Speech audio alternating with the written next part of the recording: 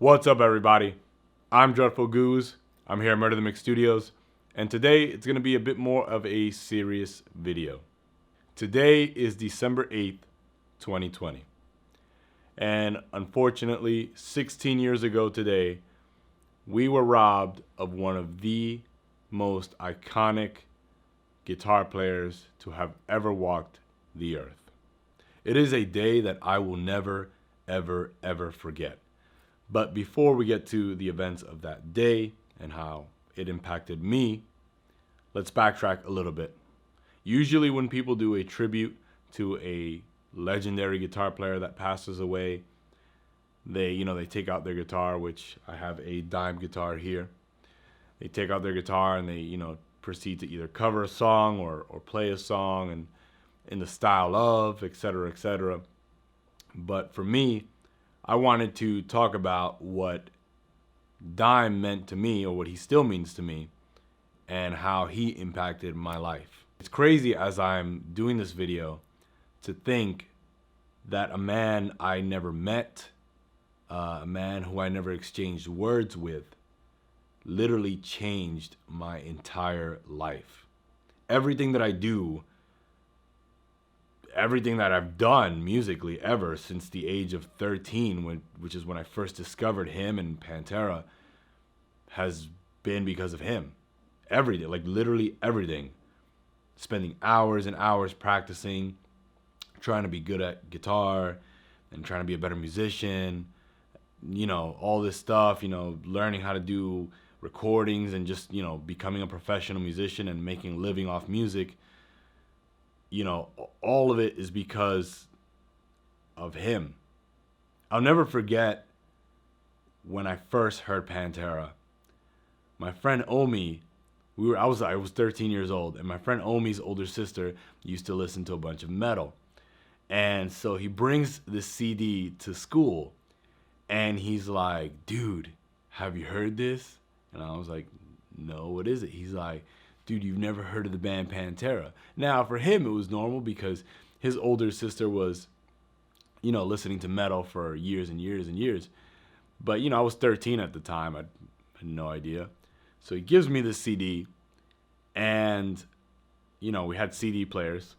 So we put it in, and I listened to it. And then you hear, it was Cowboys from Hell. And so we popped in the CD, and, you start... you start playing the CD, and instantly I was like, "What?" And then, I hadn't actually opened up the booklet yet to look at any of the stuff. I just, we put it in our CD player and started listening to it. And I'll never forget when I heard the famous riff. For me, it's like the most iconic riff ever for me. And I heard dun dun dun dun dun dun dun dun, and I was like, "Whoa!" And I looked at him, and then I opened the book, and I wanted to see what the hell I was listening to. And I see this dude with a red beard, this crazy like lightning bolt guitar that was like half blue, and blue's my favorite color, long curly hair, and I'm just like, what I remember clearly is that I remember saying to myself, that's what I want to do for the rest of my life. And ever since that day, it was just guitar and metal and music and again, it's crazy because unfortunately I never got to meet Dime or even see him play live, which, unfortunately I'll never get that chance. Fast forwarding now to 2004, where obviously, is when he passed away, and he was brutally murdered on stage. I believe it was in Columbus, Ohio. And for me, that really fucked me up, because it was just like, as a 13-year-old kid, you're really, you look up to people and you look up to icons, and it was just like I had just found out, this amazing, like in my eyes and in the eyes of many people, this crazy like rock star who I idolized and I just wanted to be like. And then it was just like, here he is, you know, a couple of months later, and he's just been murdered and killed on stage. And you know, as a kid, I was just like, man, I'll never forget. Like my same friend that introduced me to Pantera and Dime's music ran up to me, and I was in the hallway, and he goes, "Dude, did you hear?" And I said, "What do you mean?" No, I didn't hear anything. He goes, "Dude, Dimebag's dead." And I was just like, "Yo, stop playing, man." And he's like, "No, dude, like, I'm serious." And, you know, we were in school, and then, you know, the first time that, you know, I was able to get to a computer, I forgot what time it was exactly in the day, but I got to a computer at school, and I looked it up, and man, like, it's just like something inside of me was just like, fuck. I got so sad that day. I'm pretty sure I cried. I mean, I'm getting choked up right now talking about it. But it really messed me up, man. But it also motivated me to want to make him, I guess, proud.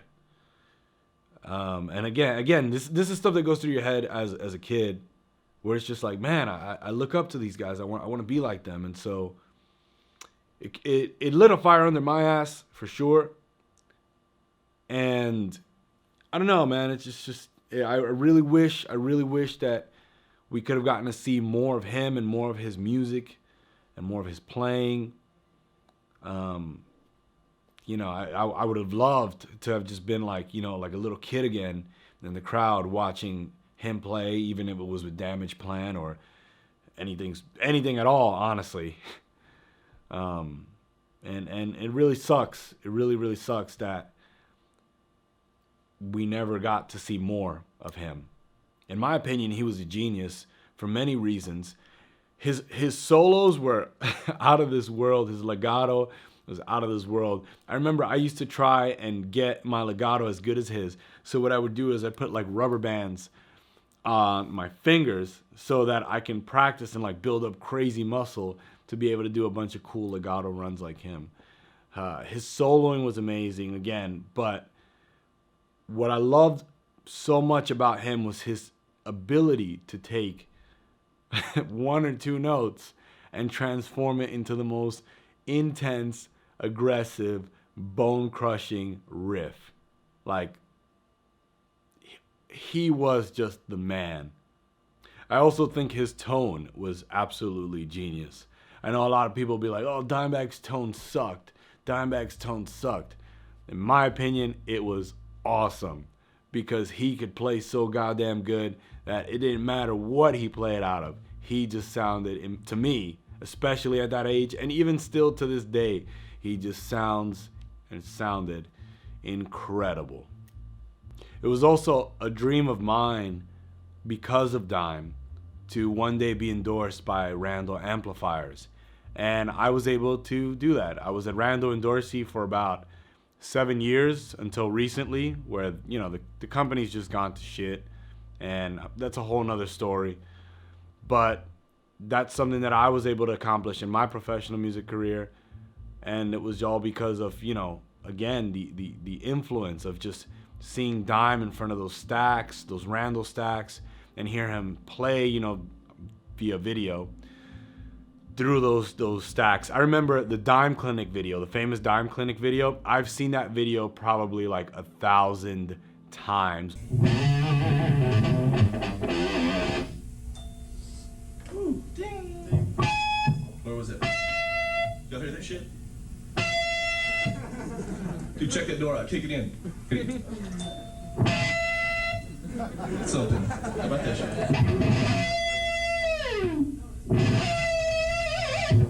In my life, probably closer to 2,000. I would watch it like every day, and it was just like I always was surprised. I was such a fanboy, and I still am. I was always just surprised every day when I watched it again. I was like, oh, what is he gonna do next? But mind you, I already knew. No, it's true. But the man was an innovator. He was a genius, and from friends of mine who know him or knew him, they have told me the same. He was just such an amazing person to be around, and sucks that we don't have that anymore in the music community, in the metal community, and obviously the people who are closest to him. Now, I don't want to take up too much of your night or your day with my sad ass.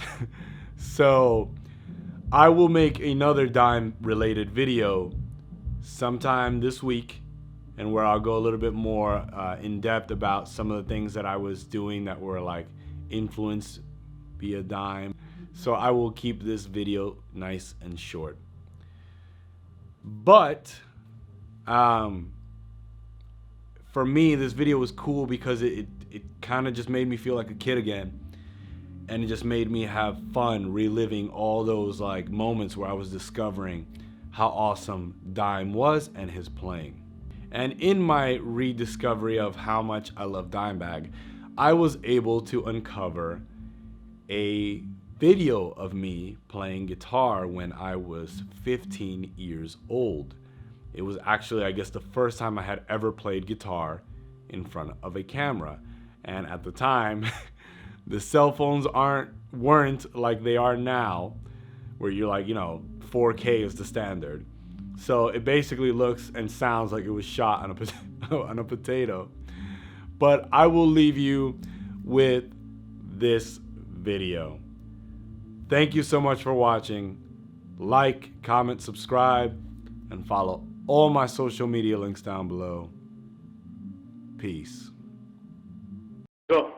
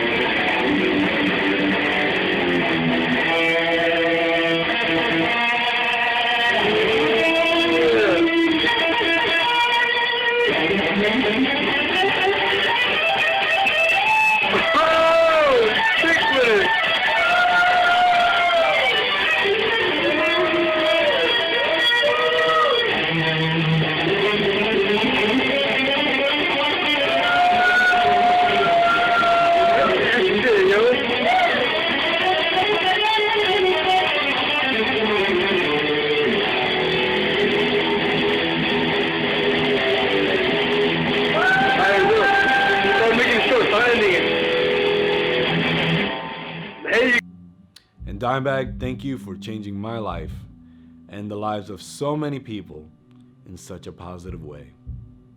Thanks for watching, guys.